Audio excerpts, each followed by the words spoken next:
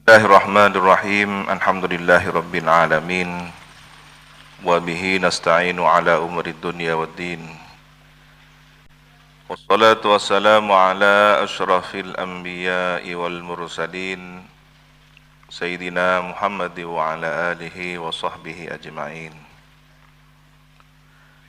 Qala rabbi shrah li sadri wa yassir li amri wahlul 'uqdatam min lisani yafqahu qawli. Amma ba'du. Inna asdaqal hadithi kitabullah wa khairal hadi hadiyu sayyidina Muhammadin sallallahu alaihi wasallam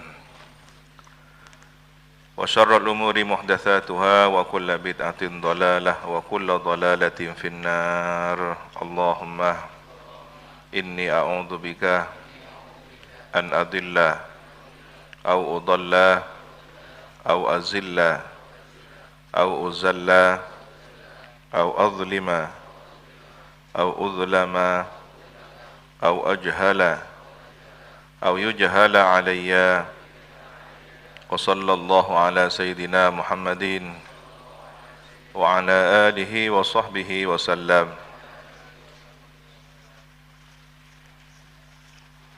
وبالسند المتصل إلى الإمام الفقيه الأصولي النحوي المفسر جلال الدين محمد ابن أحمد ابن محمد ابن إبراهيم المحلي وإلى الإمام الحافظ المؤرخ الأديب المحقق المدقق جلال الدين عبد الرحمن ابن أبي بكر ابن محمد ابن سابق الدين الخضيري السيوطي رحمهم الله تعالى ونفعنا بهما وبعلومهما وبأسرارهما وبأسرار سائر الصالحين. اللهم افتح لنا فتوح العارفين. اللهم انفعنا بما علمتنا وعلمنا الذي ينفعنا وزدنا علما والحمد لله على كل حال.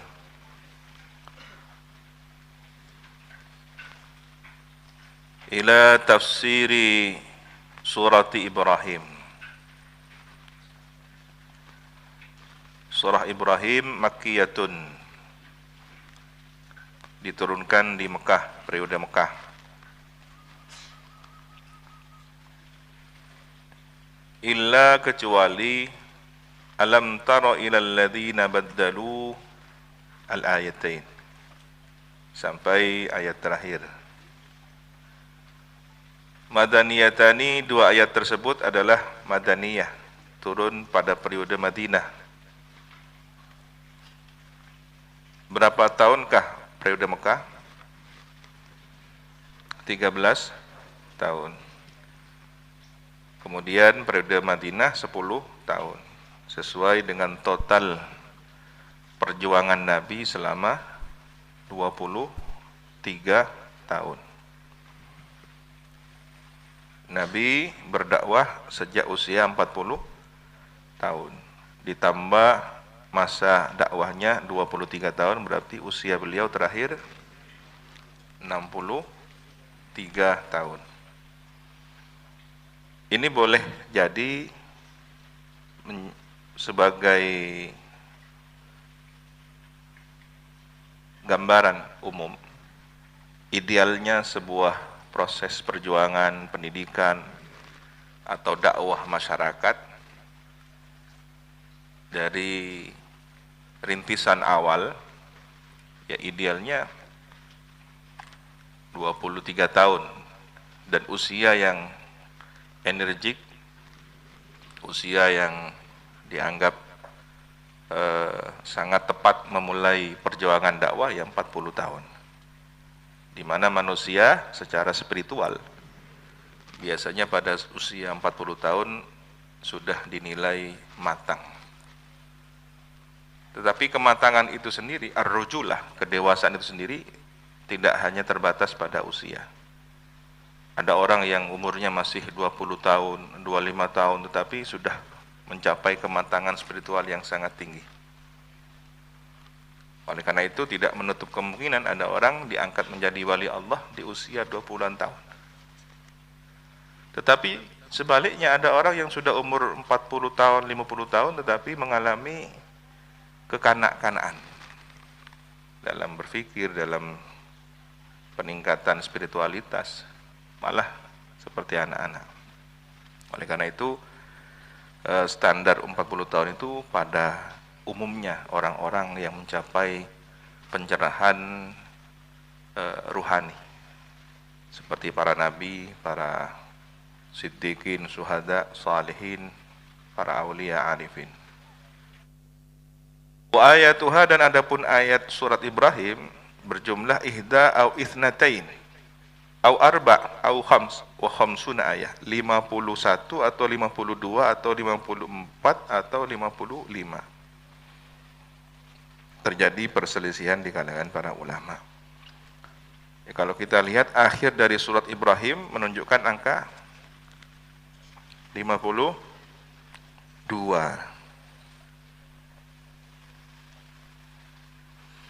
Dan ini terjadi karena perbedaan riwayat atau cara menilai ayat. Seperti Al-Quran itu suratul Fatihah berapa? 7. Nah, ketika terjadi perselisihan apakah Fatihah bagian dari Bismillah bagian dari suratul Fatihah atau tidak, walaupun berbeda, ulama tetap sepakat ayatnya 7. Kalau kemudian basmalah itu bagian dari ayat, dihitung dari basmalah. Bismillahirrahmanirrahim, alhamdulillahirabbil alamin, arrahmanirrahim, maliki yaumiddin, iyyaka na'budu wa iyyaka nasta'in, ihdinas siratal mustaqim, siratal ladzina an'amta 'alaihim ghairil maghdubi 'alaihim waladdallin. Bagaimana dengan yang tidak menghitung basmalah sebagai Fatihah? Alhamdulillahirabbil alamin, satu ayat ya. Ar-Rahmanir-Rahim ayat kedua. Maliki yaumiddin, iyyaka na'budu wa iyyaka nasta'in, ihdinas siratal mustaqim, siratal ladzina an'amta 'alaihim ghairil maghdubi 'alaihim. Dibagi tetap 7. Tetapi jumhur ulama sepakat bahwa basmalah di luar Fatihah bukan bagian dari ayat. Maka Bismillahirrahmanirrahim yang terdapat pada surat Ibrahim ini bukan bagian dari surah Ibrahim. Dan ulama sepakat bahwa satu-satunya basmalah yang bagian dari surah adalah innahu min Sulaimana wa innahu bismillahirrahmanirrahim itu. Yang lain berselisih pendapat pada basmalah yang terdapat di surah Al-Fatihah. Apa makna isyarah dari bismillah yang diucapkan pada setiap permulaan surah? Ya, surah ini adalah satu susunan ilmu yang Allah turunkan pada baginda Nabi Muhammad SAW dan tentunya kepada umatnya. Di situ ada ayat-ayat Al-Qur'aniyah. Maka untuk membaca tanda-tanda Al-Qur'aniyah, cara memasuki gudang rahasia yang terdapat di setiap ayat-ayat Al-Qur'aniyah, kuncinya, kata kuncinya adalah menggunakan Bismillahirrahmanirrahim. Jadi ketika kita membaca Bismillahirrahmanirrahim, Alif Lam Ra, kita akan sedang membuka rahasia-rahasia makna yang tersimpan di dalam gudang surah yang sedang kita baca, misalkan surat Ibrahim. Apa makna dari kata kunci ya? Kalau kita masuk ke satu ruang menggunakan kunci, ada anak kunci, gigi geriginya itu. Maka Bismillahirrahmanirrahim ini adalah rumusannya. Apa satuan dari gerigi anak kunci itu sehingga bisa membuka? Ya, apa makna dari Bismillahirrahmanirrahim? Apa makna dari baknya Bismillah? Apa makna dari titiknya Bismillah? Demikian ulama menjelaskan. Seperti Ibnu Arabi, ya, panjang lebar membahas tentang Bismillah. Bahkan alif dibahas, ba dibahas, titiknya dibahas. Tentu ini menunjukkan semua keluasan ilmu Allah Subhanahu wa taala. Sederhananya bagaimana? Saya punya satu gambaran. Seseorang yang ketika menggunakan lafaz Bismillahirrahmanirrahim dalam membaca ayatul Qur'aniyah atau dalam beraktivitas, seperti pamitan, seperti orang pamitan. Ya Allah, dengan namamu yang maha pengasih penyayang, saya akan menyelami lautan makna suratul Ra'd, mencari mutiara-mutiara yang mutiara maknawi yang sangat mahal harganya. Maka ketika kita sudah berbekal meminta izin terlebih dahulu dengan berucap Bismillah, sang pemilik bahtera akan memberikan.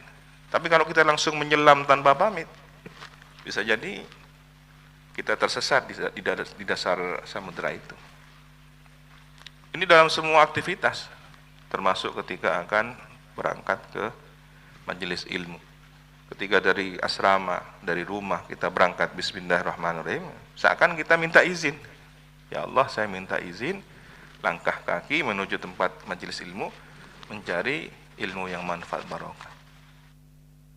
Bagaimana dengan pekerjaan lainnya? Semua rezeki yang dicari, minta izin kepada yang maha pemberi rezeki. Jadi kunci segala sesuatu, termasuk menghadapi penyakit. Ya, ketika orang kemudian mengusap orang yang sedang sakit, ya, tukang ruqyah diobati. Bismillahilladzi la yadurru ma'asmihi fil ardi wala fis sama'i. Ini sama artinya minta izin. Ya Allah, pemilik penyakit, mohon izin. Penyakit, bakteri, virus yang telah hinggap di tubuh orang ini, mohon izin berkenan untuk dipindahkan atau dihilangkan. Maka ketika kita minta izin kepada pemiliknya, sangat mudah untuk memindahkan karena pertolongan dari yang maha memiliki segala sesuatu. Tetapi kalau kemudian kita merasa bahwa kita lah yang mengobatinya, ya jangan salahkan kalau kemudian tak mati. Ya, sudah merasa aku lebih dahulu. Ada juga dengan bahasa yang santun, seperti berkomunikasi. Ini mungkin Ba'dul Auliya Arifin, ya, tabib yang punya kedalaman makna. Dia berdialog dengan penyakit. Penyakit, empian beda senyipta, kula beda senyipta. Bismillahirrahmanirrahim. Kula nyuun kasih nyipta empian penyakit, nging kedoreng nikah. Biiznillah, bismillah, biiznillah. Sembuh. Berdialog dengan penyakit. Nah, hari ini dikhawatirkan banyak orang sombong dengan penyakit. Ya, dengan akalnya, dengan medisnya, dengan kedangkalannya memahami suatu fenomena pandemi. Khawatir kemudian salah memahaminya. Bahkan memahami isolasi mandiri pun salah. Selesai isolasi mandiri, dia jalan keliling lagi ke tempat-tempat yang rawan. Loh, sampean ini kalau ke tempat yang rawan, kembali lagi kan isolasi lagi, kan sudah kemarin. Dia tidak paham, dianggapnya bahwa sudah steril 14 hari misalkan. Jalan ke tempat yang rawan, dianggapnya sudah selesai. Padahal potensi wabah penyakit itu seperti hadis Nabi, ketika kita mendatangi tempat, kan gitu. Sehingga ada larangan untuk mendatangi di suatu tempat yang berpotensi penularan penyakit. Yang sehat jangan mendekatinya. Yang sedang sakit jangan keluyuran, saling menjaga diri. Nah, seringkali ketidaktahuan atau kasarnya adalah kebodohan diri kita sendiri. Ini yang menjadi penyakit baru, menambah penyakit baru. Maka mintalah kecerdasan kepada Allah, karena dengan kecerdasan seseorang lebih dekat kepada keselamatan. Bismillahirrahmanirrahim, dengan menyebut nama Allah Ar-Rahman yang Maha Pengasih, Ar-Rahim lagi Maha Penyayang. Alif Lam Ra. Ya, biasanya kita bertanya kepada siapa ini? Kalau ingin tahu maknanya, ya tanyalah kepada tafsir Syekh Abdul Qadir Al-Jailani. Alif Lam Ra, ayyuhal insanul kamil. Ayyuha al-insan al-kamil. Al-ahaqqu, al-ahaqqu al-aliqu, pakai qaf. Al-aliqu lilawami'i, lilawami'i lawaih. Lawami itu pendar cahaya. Lawaih itu rupa, bentuk. Lawaih menggunakan hak. Lawaih. Rumuzat, kode atau sandi atau rumuz. Raqaiq, detail atau kecil-kecilnya suatu hal. Ar-rububiyah yang bersifat ketuhanan. Jadi kode yang sangat detail, kecil, perlu kejelian. Ar-rububiyah yang bersifat ketuhanan. Jadi Al-Quran ini adalah rumuz, ya. Setiap hurufnya, setiap ayatnya, setiap maknanya, ini adalah rumuz yang perlu dicari, dipahami. Maka ketika seseorang diberi anugerah menjadi alif lam ra, dia akan membuka rahasia itu sendiri. Siapa? Ya, insan kamil. Maka kita harus punya hubungan batin dengan insan kamil agar dianugerahi kepahaman.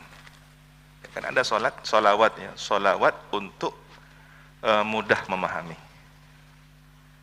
Di Syawarikul Anwar ya, beberapa versi, ada versi yang dilengkapi dengan sholawat untuk mudah memahami. Ya, ada syawarik yang tebal. Di situ diamalkan oleh para thalabatul ilmi khususnya di saat belajar, karena ada banyak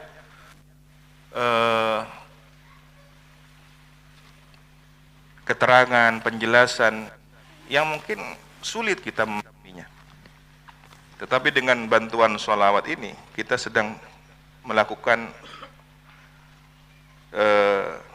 hubungan batin dengan al-insanul kamil, adalah kita mudah memahami rumuz atau kode-kode sandi-sandi ayat Al-Qur'aniyah itu sendiri. Disebutnya di sini sholatul fahmi, sholawat al-fahm, sholawat al-fahm. Jadi ada banyak sholawat yang kita kenal apa? Munjiyat, nariyah atau at-taziyah, sholawat fatih, tibbil qulub, syifa, ya, ada al-latifiyah, ada sholawat istighfar, ada sholawat al-fahm, dan banyak lainnya. Redaksinya saya bacakan. Allahumma salli ala Sayyidina Muhammadin salatan tukhrijuni min dhulumatil wahmi wa tukrimuni binuril fahmi wa tuwaddihu li ma ushkilu hatta yufhama innaka anta ta'lamu wa la a'lamu innaka anta 'allamul ghuyub. Silakan nanti disebarkan kalau mau diperbanyak.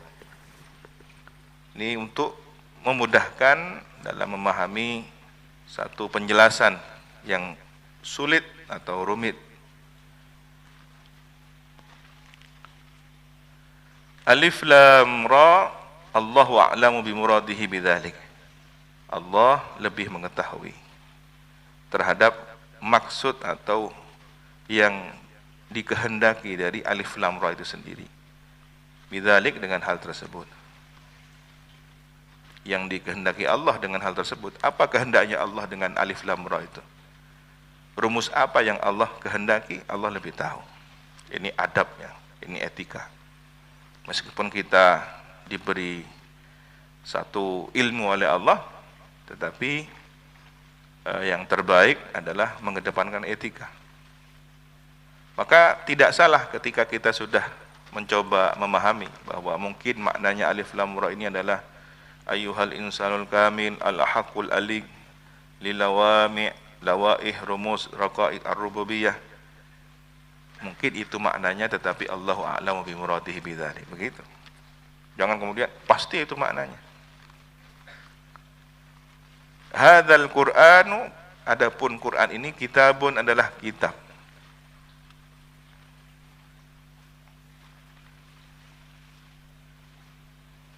Anzalnahu, yang menurunkan siapa kami,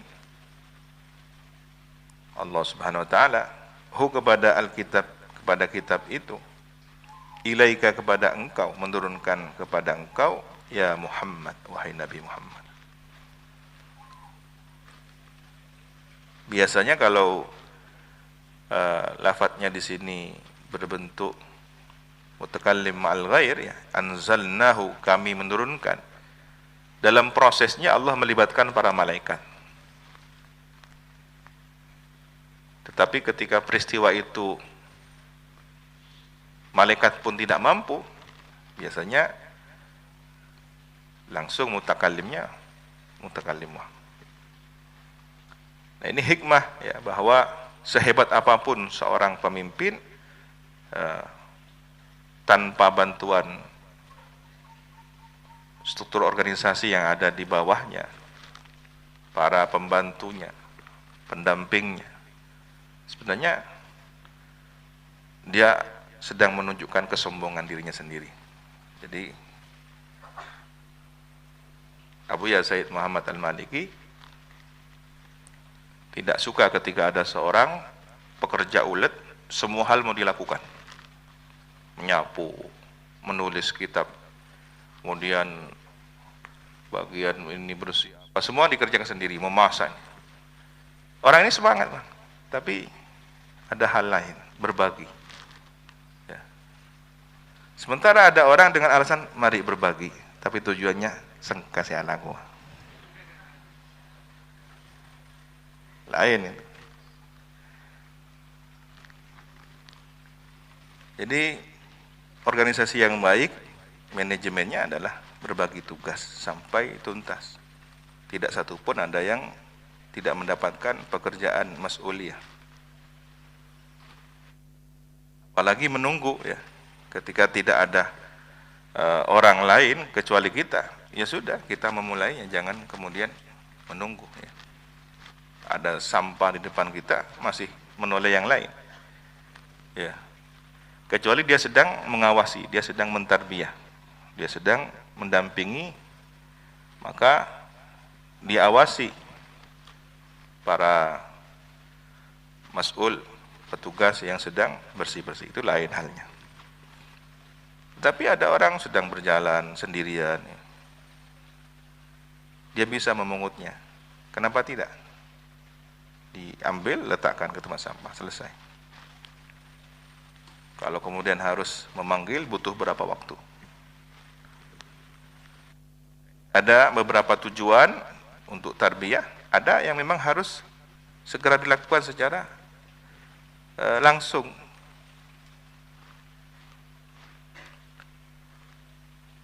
Jadi Al-Quran ini adalah kitab yang diturunkan kepada baginda Nabi Muhammad. Tujuannya apa? Litukhrijan nasa minadz-dzulumati ilan nur.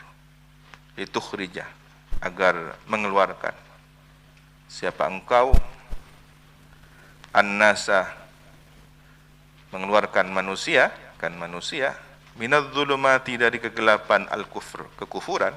Jadi kekufuran itu adalah kegelapan, baik secara kegelapan batin, ya, hatinya gelap, maupun gelap di sini tidak mendapatkan petunjuk keimanan. Manusia dikeluarkan, dibimbing oleh Nabi Muhammad dari kegelapan ilan nur, menuju cahaya al-iman. Cahaya adalah yang dimaksud di sini adalah keimanan.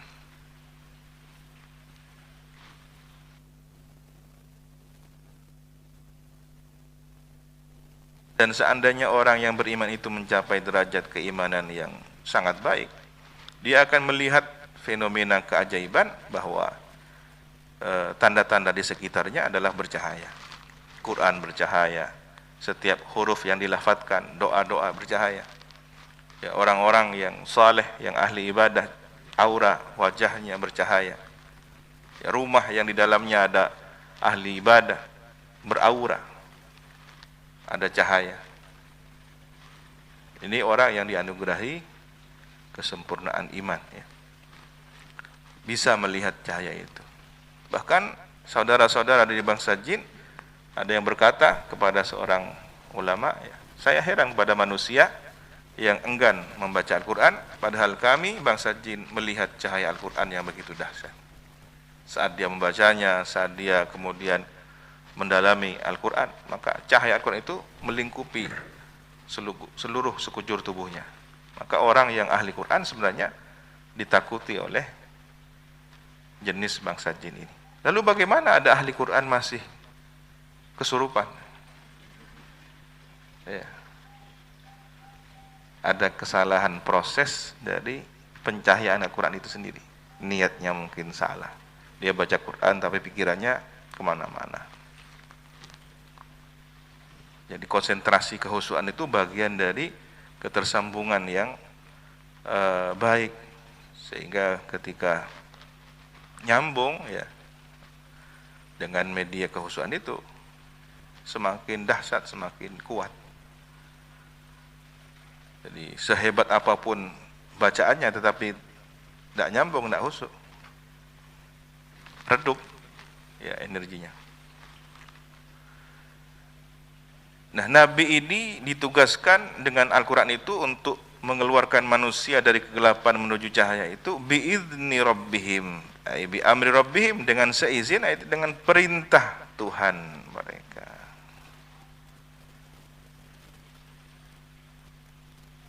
Wa yubdalu min ilan nur. Min, ya, minan dhulumat itu diganti ilan nur, kepada cahaya. Bahwa yubdalu min ilan nur, ya, dibadali lafaz ilan nur itu badalnya apa? Ila siratil azizil hamid. Badal dari ilan nur, cahaya itu, cahaya keimanan itu adalah ila, kepada siratin, tariqin, jalan, al-aziz, zat yang maha menang, maha perkasa, al-ghalib, al-hamid, lagi maha terpuji, al-mahmud, maha terpuji. Siapakah al-aziz al-hamid? Allahi alladzi lahu ma fis samawati wa ma fil ardh. Dialah Allah, bil jar, dengan dibaca jar, Allahi, badal atau ataf bayan dari apa? Wa ma ba'dahu sifat, setelahnya adalah sifat alladzi lahu ma fis samawati itu. Warraf mubtada'un.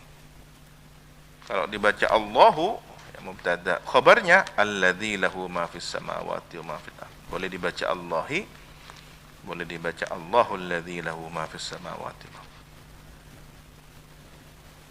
Lahu ialah bagi alladzi, zat Allah, ma, sesuatu, fis samawati, di langit. Samawat ini tidak hanya satu langit, tapi 7 petala langit. Wa ma fil ardi, dan di bumi. Mulkan, sebagai kerajaan. Wa khalqan, sebagai ciptaan. Wa abidan, dan sebagai hamba. Wa wailun, dan celaka, lil kafirina, bagi orang-orang kafir. min adzabin syadid. Rupanya celaka itu siksa yang sangat pedih. Ada yang maknai wail itu nama neraka di beberapa jurang neraka ada yang bernama wail. Alladzina, ini naatnya. Al-kafirin, naatnya alladzina, orang-orang kafir itu yastahibbun, yakhtarun, memilih mereka. Siapa orang-orang kafir itu? Al-hayatad dunya, kehidupan dunia. Alal akhirati, dari kehidupan akhirat. Jadi mendahulukan kehidupan dunianya dibanding akhiratnya. Wa yasuddunan nasa, dan mencegah manusia, merintangi, menghalangi manusia. Siapa mereka orang kafir itu? Merintangi, mencegah manusia an sabilillah, dari jalan Allah, dinil Islam, dari agama Islam. Karena ini turunnya di Mekah, berarti kisah kronologi ayat ini menceritakan seputar perilaku orang-orang kafir Mekah, kafir Quraisy, bagaimana orang sholat dihalang-halangi, bagaimana orang sedang melakukan ibadah dianiaya, dilempari, ya. Nabi yang sholat di depan Ka'bah kemudian dituang ke atas beliau saat sujud kotoran, ya. Dan ini tidak hanya merintangi secara maknawi tapi secara fisik.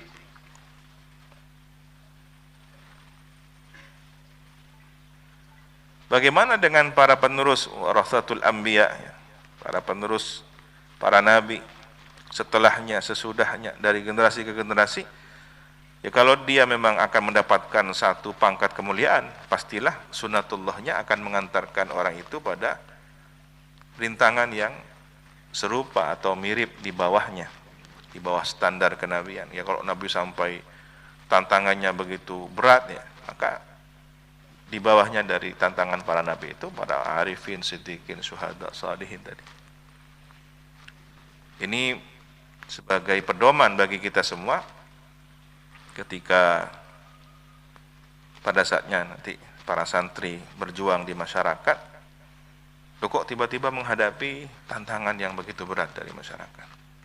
Ingat sejarah, oh iya, Nabi dibeginikan juga. Hampir seluruh dari sirah Nabawi itu menceritakan, kalau ada orang yang hidupnya yatim, Nabi. Ada orang piatu, Nabi piatu. Artinya bukan alasan yatim piatu itu untuk tidak berjuang, bukan alasan yatim piatu untuk kemudian tinggal diam, tetap harus berjuang. Bahkan banyak orang yang semula adalah anak yatim menjadi pemimpin di masa depan karena dididik oleh pengalaman, dididik oleh lingkungan, dewasa oleh pengalaman. Tetapi ada banyak orang memiliki orang tua lengkap, ayah ibu lengkap, justru tidak menjadi apa, bermanja-manja, yang pada akhirnya dia bukan menjadi anak yang berbakti, tetapi anak yang kemudian durhaka. Na'udzubillah min dzalik. Begitu juga ketika seseorang dapat ujian dari keluarganya. Nabi begitu besar ujian dari keluarganya. Orang dibenci oleh masyarakat. Nabi mendapatkan tantangan itu. Ada orang menyihir, Nabi sempat disihir. Dan sihir itu bagian dari penyakit. Kalau Nabi ini seorang Nabi, ya tidak sampai sakit sihirnya parah, sedikit, tetapi masuk sebagai pelajaran pada umat. Turunlah ayat qul a'udzu birabbil falaq, qul a'udzu birabbin nas. Hikmah dari sihir itu. Dalam satu riwayat, beberapa helai rambut Nabi sempat rontok. Ya mungkin kalau ukuran orang biasa sudah nyawanya yang rontok. Tapi ini karena insan kamil, jadi hanya beberapa helai saja yang rontok. Ya, kalau pendekar ilmunya tingkat tinggi, dengan jurus tapak mautnya yang luar biasa, ya mungkin hanya kepes. Ya. Tapi orang yang biasa-biasa mungkin sudah muntah darah kan gitu. Nah, ini menunjukkan kalau orang salah membaca, ya, loh, Katanya Nabi insan kamil hebat. Maki medas. Dia tidak paham. Ya. Justru ini kehebatan Nabi. Dan dari sudut pandang nilai berjuang, di sini ada nilai berjuangnya, ada pengorbanan. Ketika salah satu jemari Nabi terluka, ya, Masya Allah, diajak dialog oleh Nabi darah itu. Darah yang mengalir karena perjuangan dibanggakan.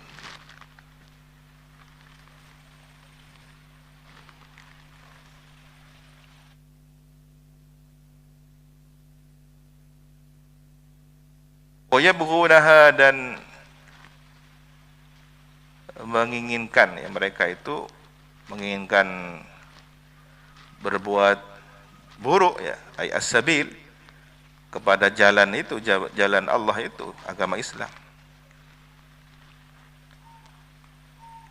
Orang yang kemudian melakukan keinginan buruk disebut bughat, menentang, ya, melakukan upaya penentangan.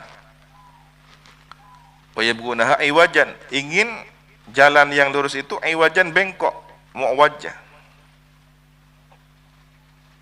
Ada upaya untuk membengkokkan jalan yang lurus. Seorang raja dari Turki Utsmani, Abdul Hamid, ya, bertanya kepada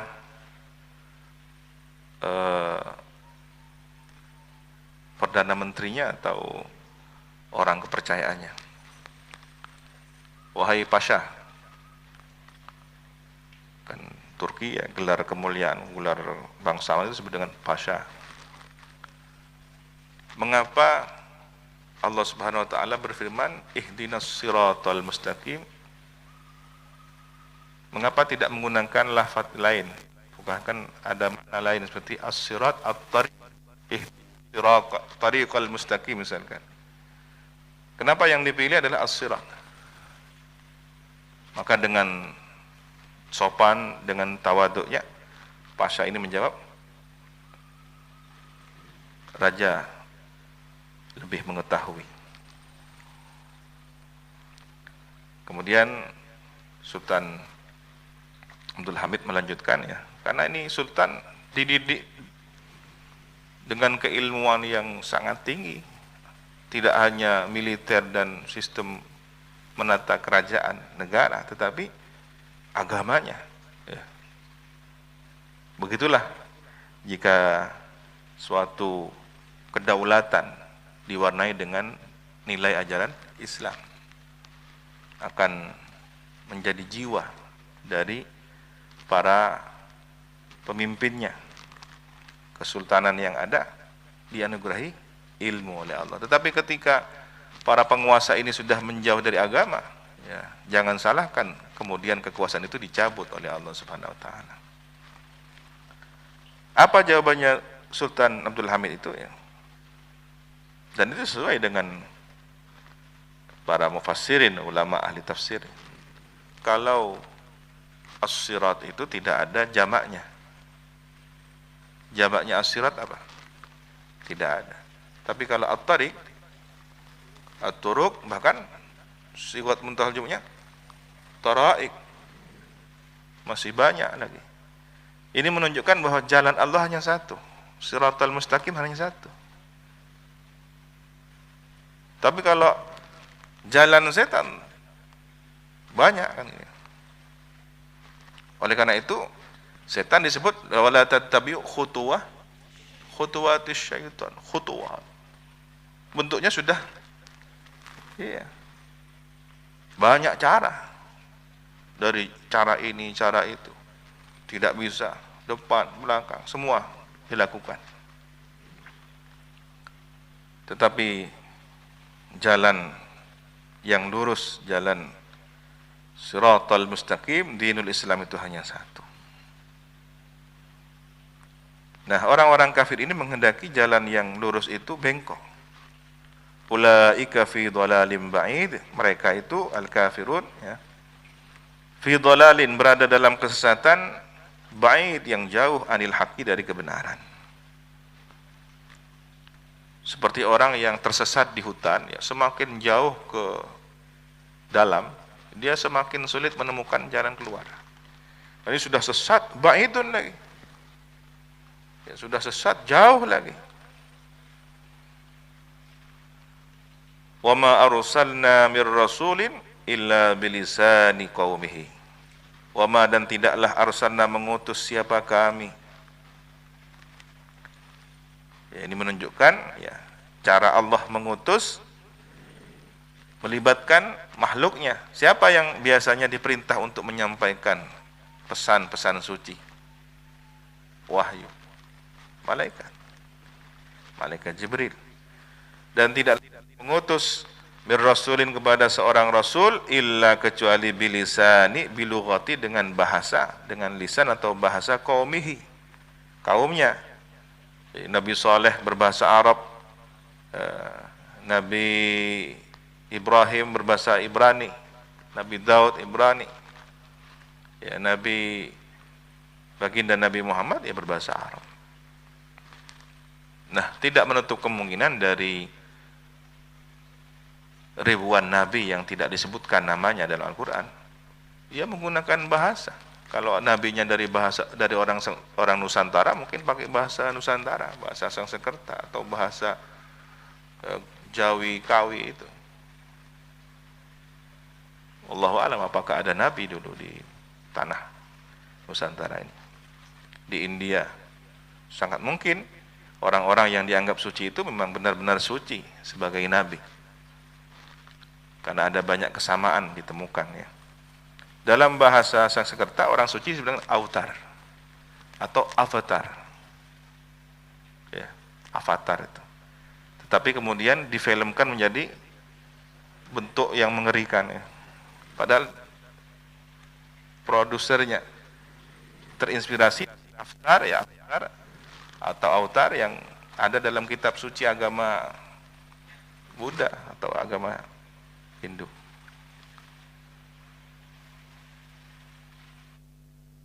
Ada juga nama-nama lain yang semakna, menunjukkan orang suci. Budi pekerti, berarti pekerti yang suci. Orang yang belajar menjadi orang yang suci, Bodhi. Maka sosok yang sangat dimuliakan, disucikan, Buddha. Sebenarnya Buddha bukan hanya satu. Yang terkenal itu Buddha Gautama.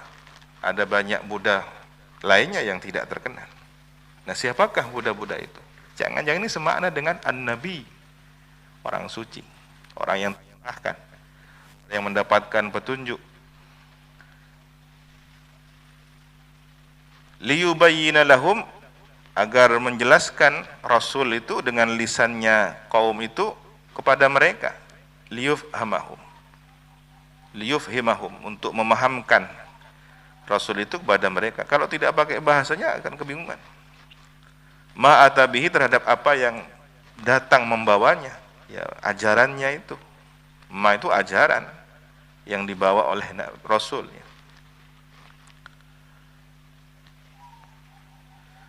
Begitu pula tatkala baginda Nabi mengutus para sahabat, dikirim ke berbagai wilayah daerah. Ada di antara mereka yang tidak paham bahasa Cina, tidak paham bahasa Persia, tidak paham bahasa Romawi, tetapi kemudian sam'an wa ta'a, bismillah, sudah Allah anugerahkan karomah. Bisa dalam singkat waktu, tidak perlu ikut kursus bahasa Inggris, bisa bahasa Inggris ke Romawi, bisa bahasa Persia. Dulu ada petualang, Fadl namanya, Fadl. Dia ikut pelayaran sampai ke Viking. Ya, ikut bertempur bersama orang-orang Viking sana. Dalam waktu hitungan hari, dia itu hanya melihat gerakan bibir dan mendengarkan suara-suara yang diucapkan. Besok harinya sudah bisa berbahasa Eropa. Satu-satunya orang Islam yang masuk ke Eropa waktu itu.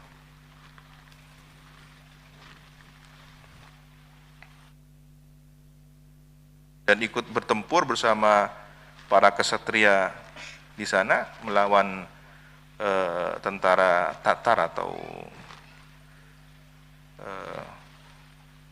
musuh yang dihadapi dari Viking itu. Fayudillullahu man yasha, maka menyesatkan siapa Allah man kepada orang yasha yang berkehendak Allah.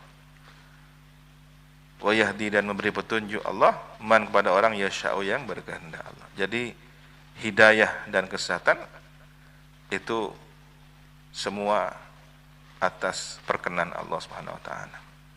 Tugas para rasul hanya menyampaikan. Ini pedoman bagi kita yang melanjutkan perjuangan dakwah para rasul, ya, melanjutkan perjuangan para warathatul anbiya, perjuangannya para ulama. Kita santri-santrinya ulama ini harus punya pedoman. Tugas kita hanya menyampaikan, ya, mengenai apakah dia mendapatkan petunjuk ataukah tidak.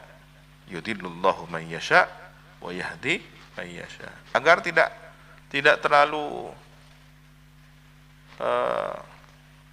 berat di pikiran, ya.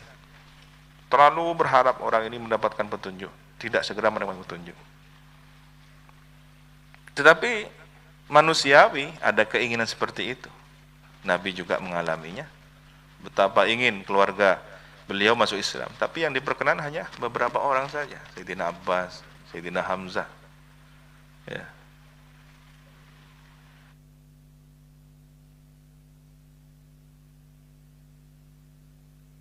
Wahuwa, dan adapun Allah Al-Aziz, Maha Perkasa, fi mulki, dalam kekuasaannya, dalam kerajaan Allah, yang maksudnya adalah semesta raya ini. Al-Hakim, lagi Maha Bijaksana, fi sunni, dalam ciptaannya.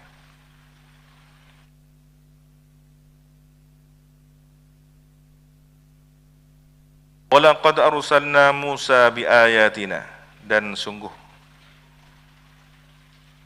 niscaya sungguh arsalna, mengutus, atau la di sini demi, ya, dan demi, sungguh mengutus kami Musa kepada Nabi Musa biayatina,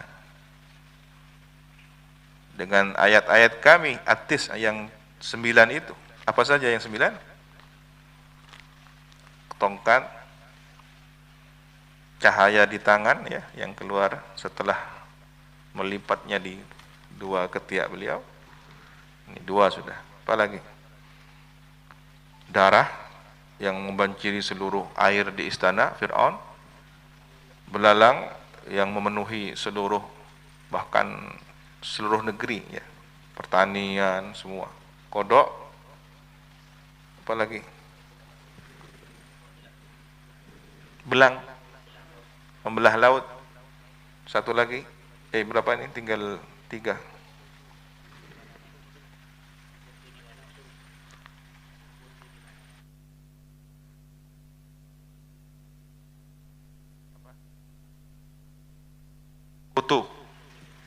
Kutu. Tersebarnya kutu. Tinggal 2. Paceklik.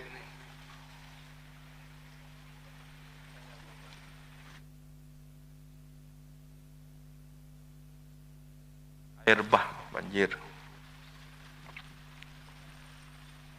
Wa qulna, dan berfirman kami lahu kepada Nabi Musa, an akhrij qaumaka, hendaklah mengeluarkan kau wahai Nabi Musa qaumaka, pada kaummu, keluarkan dari negeri Mesir, Bani Israel, ya. Kaummu itu Bani Israel, keluarkan minadz-zulumati, dari kegelapan al-kufur, dari kegelapan kekufuran, ilan nur, menuju cahaya al-iman, keimanan.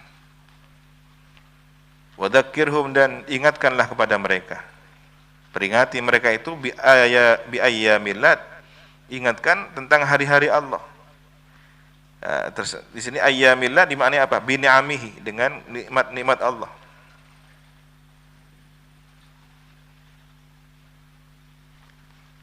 Ayyam bermakna ni'amihi, nikmat-nikmat Allah. Tetapi ada juga maknanya ayyamullah, hari-hari Allah. Seperti apa? Hari yang dimuliakan, ya. Ini tuan lagi ada ayam hari-hari yang mulia. Sebagian ulama menafsiri walayalin ashr wasyaf'i wal. Nah, itu 10 itu apa? 10 hari pertama di setiap bulan Muharram. Dzulqa'dah, Dzulhijjah, Muharram, Rajab. 10 hari pertamanya itu selalu memiliki nilai yang berbeda dari 10 hari setelahnya. Maka seandainya ada orang ingin berpuasa, tidak hanya 10 hari di bulan Muharram itu sampai Asyura, tetapi besok hari Senin ini sudah Dzulqa'dah ya. 10 hari sampai 10 Dzulqa'dah. Nanti 1 Dzulhijjah sampai hari raya itu 10 Dzulhijjah. Berarti sampai 9 Dzulhijjah, karena 10-nya sudah hari raya, tidak boleh. Muharramnya begitu, puasa. Kemudian Rajab, puasa. Masya Allah, sebenarnya kalau ingin sehat, ikut anjurannya sunnah Nabi dan ditambah panduan dari pola hidup kesehatan ini sudah cukup. Dan tidak ada satupun yang bertentangan kalau kita pelajari dengan baik. Hari ini sudah ada teknologi bagaimana makanan kembali kepada makanan sehat, tidak menggunakan obat-obat kimia ya, pupuk apa istilahnya, berasnya beras organik ya. Ini kembali ke pola hidup awal sebenarnya, di mana gandum, biji-bijian di zaman Nabi itu yang masih dengan cara bercocok tanam yang tradisional sangat menyehatkan. Dan sementara ada cara pandang masyarakat ketika dengan cara seperti itu menunjukkan kemiskinan, kemelaratan. Ya. Itu syaratnya kalau kita mau mempelajari nilai kesehatannya luar biasa. Orang menggiling gandum itu dengan batu giling ya, salsorak. Ya, jadi mau makan enak, kerja dulu, keringatan dulu, makanannya enak kan. Jadi sehat. Sekarang sudah duduk enak, ber-AC, masuk mobil AC, turun ke rumah juga AC, makan enak. Udah numpuk penyakitnya.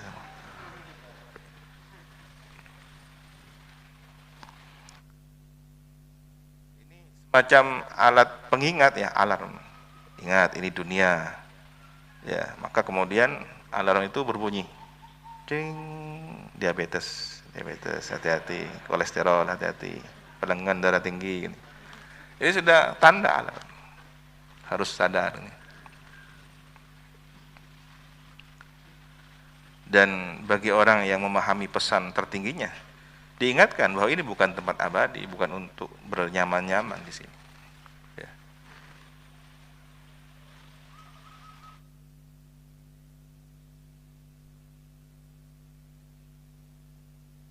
Maka keadaan, kondisi, suasana sebenarnya seluruhnya adalah pesan. Ya. Hingga hari ini pun kita sedang diberi pesan. Kenapa kita mengalami satu kondisi seperti ini? Coba diingat, direnungkan satu persatu apa yang patut menjadi muhasabah bagi kita. Inna fi dzalika, sesungguhnya pada hal tersebut, nikmat Allah yang diberikan itu, at-tadzkir, peringatan itu, la ayatil likulli sabbarin syakur.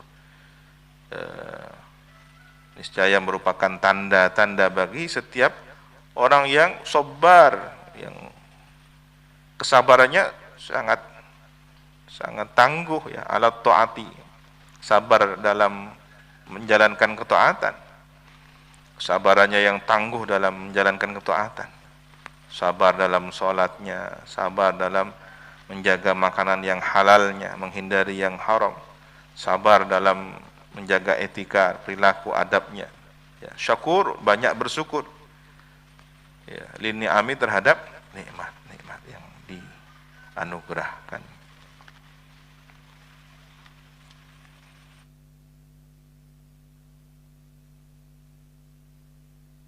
Apa kira-kira pesan yang kemudian ini menjadi peringatan bagi umat Sayyidina Muhammad? Wahai umat Sayyidina Muhammad, bacalah kisah Bani Israel yang dibawa oleh Nabi Musa dari kondisi menderita, teraniaya, diperbudak, ya. Kemudian mendapatkan petunjuk cahaya, Taurat, agama Islam, Islam di zaman Nabi Musa, ya. Sampai menyeberangi lautan. Semua adalah nikmat dari Allah, bahwa ada kehendak. Mereka sedang dibimbing menuju ridhonya Allah. Tapi mereka sendiri yang kemudian mencari Tuhan lain. Wahai Musa, buatkan untuk kami Tuhan seperti mereka-mereka itu yang punya Tuhan. Jadi mereka belum sepenuhnya sadar, ya, bahwa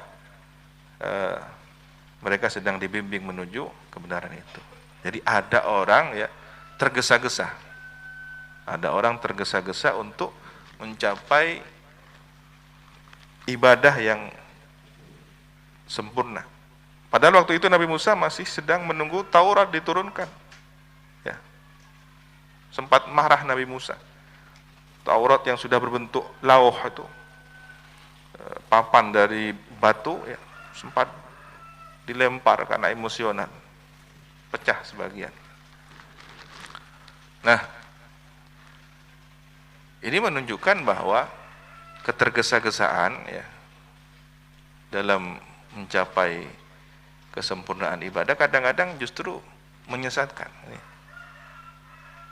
Tapi bercepat-cepat bersegera dalam ibadah, ini dianjurkan, diperintahkan. Artinya apa? Ada hal yang memang harus hierarkis.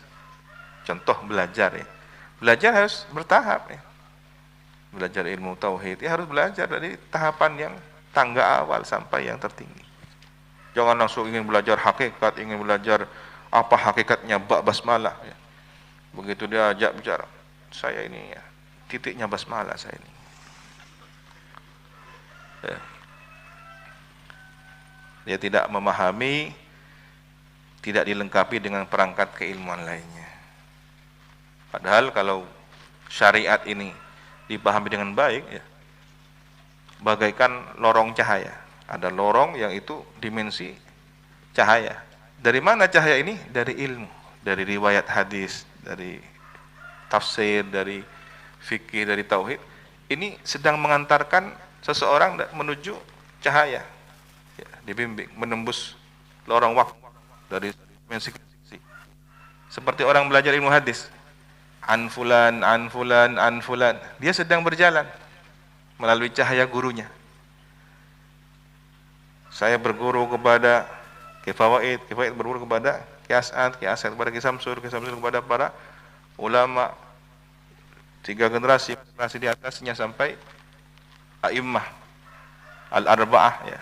Imam Abu Ahmad bin Hanbal berguru kepada Imam Syafi'i, Imam Syafi'i berguru kepada Imam Malik. Terus sampai generasi tabi'in, tabi'in berguru kepada tabi'in berguru kepada sahabat berguru kepada Nabi. Ini cahaya. Dari ilmu yang diperoleh, ilmunya cahaya. Maka orang yang sedang sholat misalkan dia, Allahu Akbar, dia sedang dihantar menuju lorong cahaya itu. Dari mana?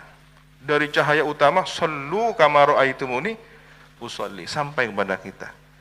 Ketika kita punya sanad keilmuan, Rasulullah dawuh kepada sahabat, sallu kama ra'aitumuni usolli. Sahabat dawuh kepada tabi'in, sallu, katanya Nabi, sallu kama ra'aitumuni usolli. Tabi'in kan tidak lihat Rasulullah, ya lihat sahabat yang melihat Rasulullah. Begitu juga tabi'in melihat tabi'in yang melihat sahabat melihat Rasulullah. Kita di lapisan cahaya dimensi waktu itu, semakin persis, semakin sesuai kita dengan ajarannya guru kita, maka kita ada di gelombang yang sama frekuensinya. Semakin dekat, semakin caranya persis, ya. Tak dibenian, Allahu Akbar. Ini jauh gelombang cahaya, tidak di satu lingkaran yang sama, tapi sudah ke belakang. Harus belajar serupa. Kama ra'aitumuni usolli. Ya, semakin salatnya mengikuti sunnah, ya semakin cepat mendekati sahibu qaul sallu kama ra'aitumuni usolli. seakan-akan kita bermakmum di belakang beliau. Ya. Bahkan orang yang sudah bisa wa jismi jismahu wa ruhi ruhahu, sudah ikut Rasulullah, sudah ikut takbirnya Rasulullah, ikut rukuknya Rasulullah, ikut tahiyatnya Rasulullah. Begitu sudah ruhaninya menyatu di antara, ya, sowan kepada Nabi Adam, sowan kepada Nabi Isa, Nabi Yahya, sejarah Isra Mi'raj, Nabi Yusuf, Nabi Idris, Nabi Harun, Nabi Musa, Nabi Ibrahim. Langsung at-tahiyyatul mubarakatus salawatut tayyibatu lillah. Assalamu alayka ayyuhan nabiyyu wa rahmatullah wa barakatuh. Assalamu alayna wa ala ibadillahi salihin. Ini as-salat, ya, mi'rajul mu'min ini, ya. Salat itu adalah mi'rajnya orang mukmin. Ini dia melewati lorong cahaya dari keilmuannya, dari hadis sanad yang bersambung itu sampai ke Rasulullah, dibawa oleh Rasulullah, ya, sampai kepada Allah. Maka sholatnya sholat yang langsung menghadap Allah, merasakan betul, mendengar bukan dengan telinganya, ya, tetapi dengan cahaya riwayat keilmuannya. Ketika Rasulullah menyampaikan hadis qudsi bahwa Allah membagi Fatihah menjadi dua, satu untukku, satu untuk hambaku, ya, firman Allah, ketika hambaku berkata alhamdulillahi rabbil alamin, hamidani abdi, hambaku memujiku. Ar-Rahmanir Rahim, asna alai abdi, hambaku memujaku. Maliki yaumiddin, majjadini abdi, majjadah, mengagungkanku, hambaku mengagungkanku. Kita tidak bisa mendengar kalamullah, tetapi kita mendengar melalui cahaya keilmuan bahwa yang menyampaikan informasi ini adalah Rasulullah. Rasulullah shadiqul wa'dil amin, tidak pernah berdusta. Maka apa yang disampaikan Rasulullah informasi valid, akurat, nyata. Kalau Rasulullah bersabda bahwa Allah menjawab, berarti sebenarnya kita mendengar dari sabdanya Rasulullah ini melalui apa? Gendang telinga? Enggak. Ini tidak mendengar apa-apa, tapi dari dawuhnya guru yang menyampaikan dari dawuhnya gurunya sampai ke Rasulullah. Maka kita mendengar dengan cahaya keilmuan. Jadi semua cahaya, semua ini kekuatan cahaya. Ini semakna dengan doa, jadikanlah aku cahaya, di sampingan aku cahaya, samping kiri cahaya, depanku cahaya, belakangku cahaya, ya. Rambutku cahaya, akalku cahaya, pendengaranku cahaya. Dari mana? Ya dari ilmu. Thalabatul ilmi, para santri sedang berada dalam lingkup cahaya. Kita hari ini duduk di sini, tapi dengan kitab ini kita sedang mengaji kepada Imam As-Suyuti. Kita sedang mengaji kepada Imam Al-Mahalli. Berapa ratus tahun yang silam beliau ini, kan? Kita ada di tahun berapa ini? Di tahun 1441, tetapi sebenarnya kita sedang di tahun 800-an Hijriah melalui lorong waktu cahaya ini. Hebat, ya. Bukan hanya cahaya kayak film-film virtual itu, ya. Masuk ke zaman dambok bodi ke zaman nanti. Itu khayalan. Ini suatu kebenaran, ya, bahwa ketika Anda sedang mengaji ilmunya para ulama salaf,